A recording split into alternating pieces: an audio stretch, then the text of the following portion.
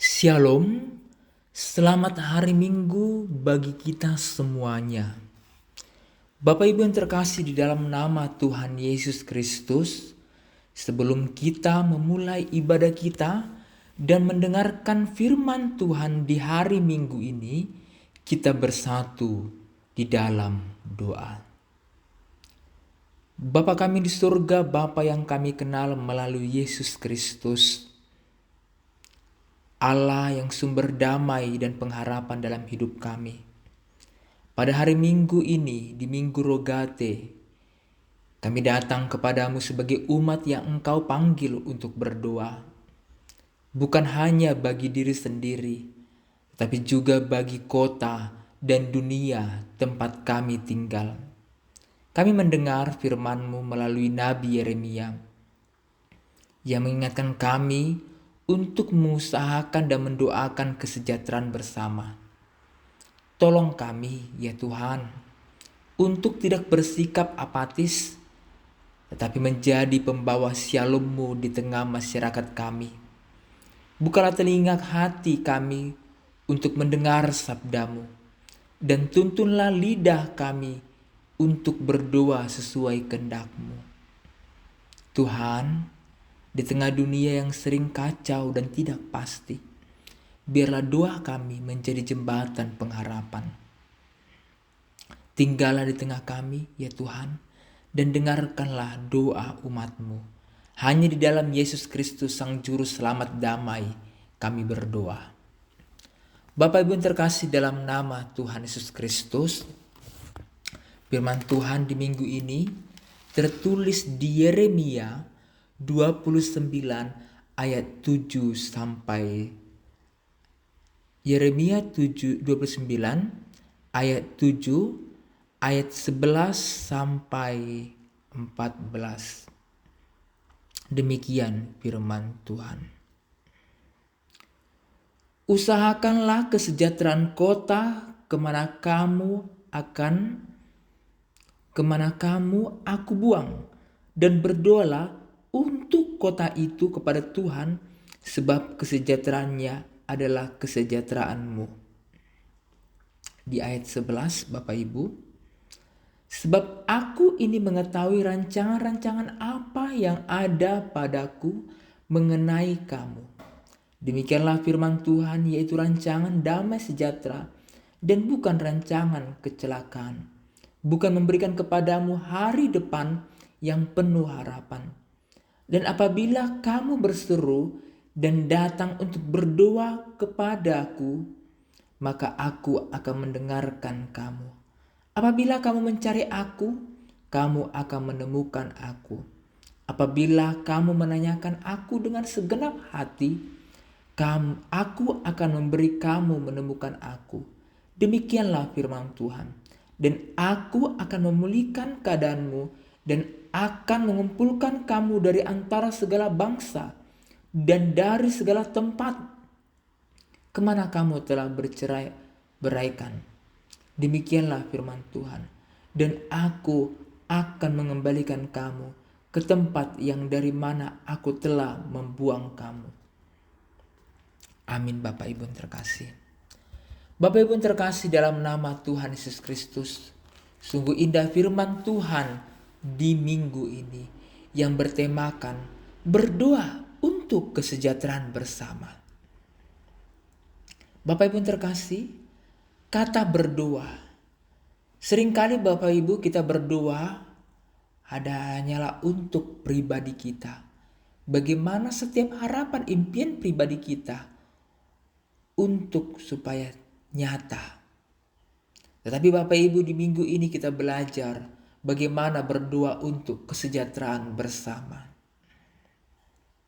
Minggu ini kita memasuki Minggu Rogate, dari bahasa Latin rogare, yang berarti memohon atau berdoa.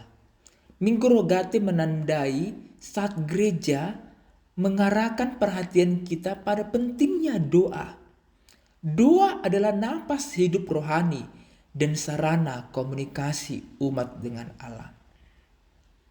Namun Bapak Ibu, bacaan kita di hari ini adalah Yeremia 29 ayat 7 sampai dengan 14 yang memberikan sudut pandang yang menarik. Tuhan memerintahkan umatnya yang sedang dalam pembuangan untuk berdoa bagi kesejahteraan kota asing, tempat mereka tinggal. Ini bukan hanya ajakan untuk berdoa secara pribadi, tetapi dengan doa demi kesejahteraan bersama, bahkan di tengah penderitaan dan ketidakpastian.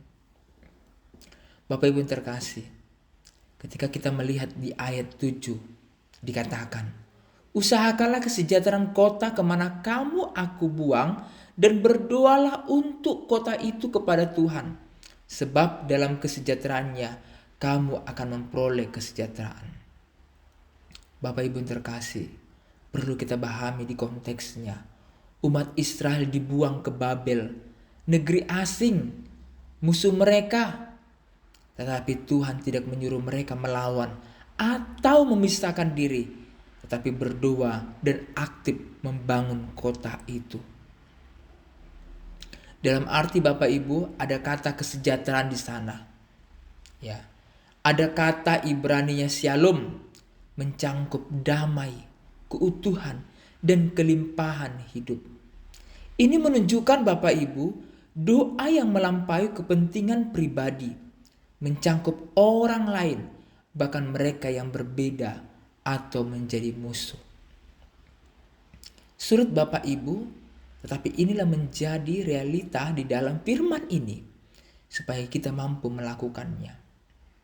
Demikian juga Bapak Ibu di ayat 8-9. Tuhan memperingatkan tentang nabi-nabi palsu yang memberi harapan palsu.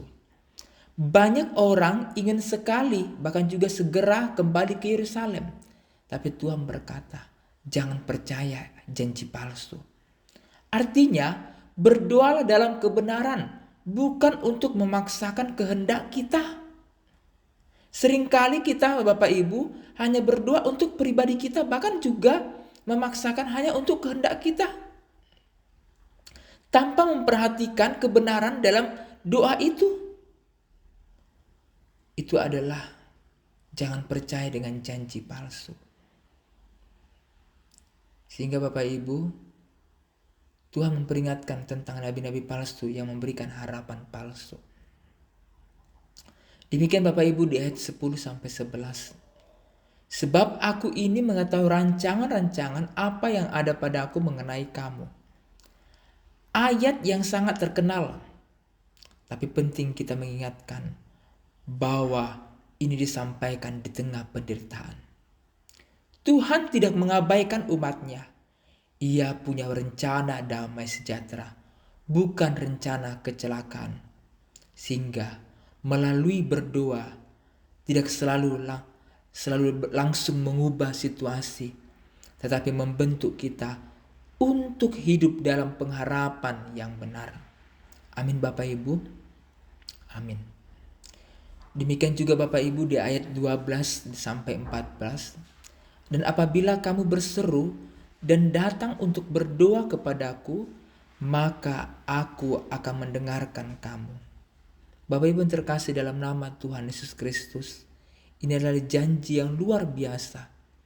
Tuhan mendengarkan doa, bukan hanya pelarian, tetapi jembatan kepada Allah yang setia. Bahkan di masa pembuangan, Tuhan bisa temukan dan menghadirkan pengharapan. Sehingga Bapak Ibu yang terkasih dalam nama Tuhan Yesus Kristus, Tuhan memanggil kita untuk tidak bersikap apatis atau sinis terhadap masyarakat. Kita dipanggil untuk berdoa bagi bangsa, kota, lingkungan sekitar kita, bahkan juga orang-orang yang ada di sekitar kita. Bahkan jika kita merasa terasing atau tidak cocok, kita tidak hanya mendoakan kesejahteraan, tetapi juga mengusahakannya melalui kerja, pelayanan, dan kepedulian kita. Sehingga Bapak Ibu yang terkasih, banyak doa hanya berpusat pada diri sendiri. Tapi Bapak Ibu, Tuhan tolong saya dan memberkati saya untuk orang lain. mengajarkan kita untuk berdoa demi orang lain, gereja, tetangga, teman, bahkan juga pemimpin, bahkan mereka yang berbeda pandangan. Doa yang dilandasi dengan pengharapan. Mungkin Bapak Ibu, di dalam situasi yang tidak ideal, seperti Israel di masa pembuangan, tapi doa menjaga kita tetap terhubung dengan pengharapan akan rencana Allah yang besar. Dalam Kristus kita memiliki penggenapan dari janji ini, rancangan damai sejahtera, bukan kecelakaan. Sehingga Bapak Ibu ada sebuah ilustrasi yang saya sampaikan di minggu ini. Bayangkan seorang perantau Kristen yang tinggal di kota yang besar, yang penuh dengan ketidakadilan. Adanya korupsi, adanya kekerasan, bahkan juga hal-hal negatif yang sering dilakukan di kota besar itu. Mudah untuk mengeluh dan menyalahkan.